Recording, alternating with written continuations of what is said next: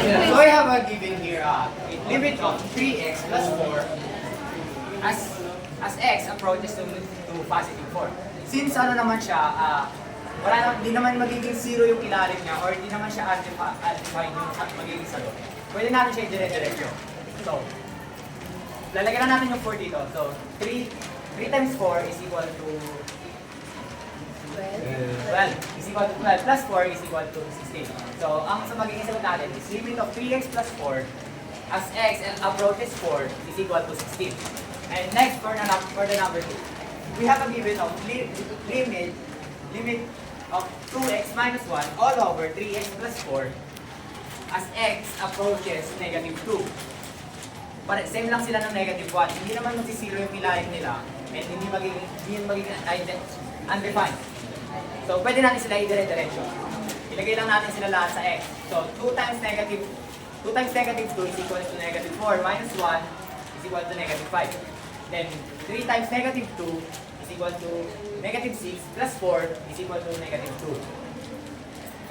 Ang sagot natin ay limit of 2x minus 1 all over 3x plus 4 as raised approaches to negative 2 is equal to 5 halves or 2.5 in decimal. For the number 3, x squared, we have a given of limit of x squared minus 4x minus 5 all over x minus 5 as raised as x approaches to positive 5. So dito, magsisiro yung ilalim niya. So kailangan natin siyang i-factor out. So ang factor niya ay x minus 5 and x plus 1. So meron similar sa both denominator and numerator. So ika-cancel lang natin siya. Ang matitira ay x plus 1. So dire-diretso na natin siya. So 5 plus 1 is equal to 6. So limit of x squared minus 4x minus 5 all over x minus 5 as x approaches to 5 is equal to 6.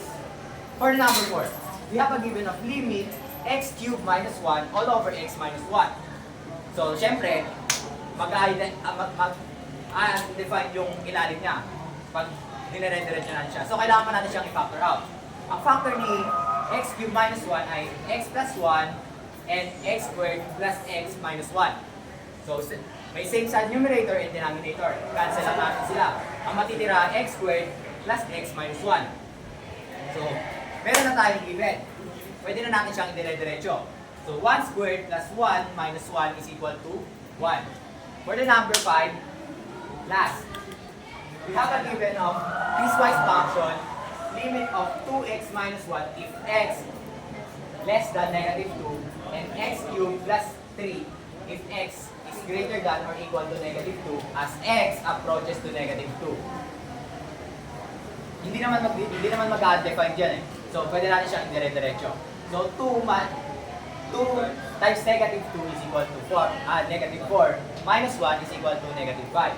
And 2 cubed plus 3, negative 2. Ba't na-ibot na yan? Wait lang, negative yan, negative. Negative 2 cubed plus 3 is equal to negative 5. So, ang final answer ay limit of 2x minus 1 if x less than negative 2, x cubed and x cubed plus 3 if x is greater than negative 2 as x approaches negative 2 is equal to negative 5.